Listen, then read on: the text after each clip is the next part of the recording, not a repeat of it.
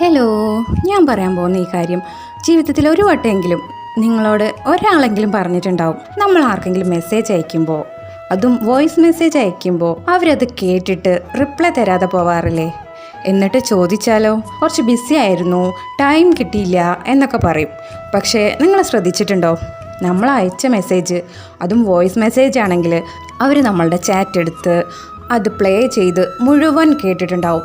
ഒന്നല്ല രണ്ടല്ല, എത്ര മെസ്സേജ് അയച്ചിട്ടുണ്ടെങ്കിലും അത് മുഴുവൻ അവർ കേട്ടിട്ടുണ്ടാവും. അതിനൊരു മറുപടി തരാൻ മാത്രമാണ് അവർക്ക് സമയമില്ലാത്തത്. ഈ ടെക്സ്റ്റ് മെസ്സേജ് അയച്ചാൽ അവർ സമയമില്ല എന്ന് പറയുമ്പോൾ ഒരു പക്ഷെ നമ്മൾ വിശ്വസിച്ച് പോവും.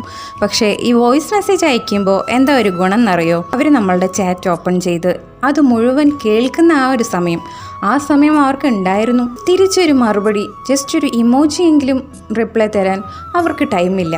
പക്ഷേ ഈ പറയുന്ന ആൾക്കാർ കുറച്ച് കഴിഞ്ഞാൽ സ്റ്റാറ്റസ് വെച്ചിട്ടുണ്ടാവും, നമ്മൾ വെച്ച സ്റ്റാറ്റസ് നോക്കിയിട്ടുണ്ടാവും, അങ്ങനെ പലതും ചെയ്തിട്ടുണ്ടാവും. ചിലപ്പോൾ ഇൻസ്റ്റഗ്രാമിലും നമ്മൾക്ക് അവരെ ഓൺലൈനിൽ കാണാൻ പറ്റും. പക്ഷേ നമ്മൾ അയച്ച മെസ്സേജിന് മറുപടി തരാൻ മാത്രം അവർക്ക് സമയം ഉണ്ടാവില്ല. അവർ പറയുന്നത് കള്ളാണെന്ന് അറിഞ്ഞുകൊണ്ട് തന്നെ നമ്മളൊരു ചെറിയ വിഷമത്തോടു കൂടിയും ഇത്തിരി ദേഷ്യത്തോടു കൂടിയൊക്കെ ഓക്കെ എന്ന് നമ്മൾ മറുപടി കൊടുക്കും.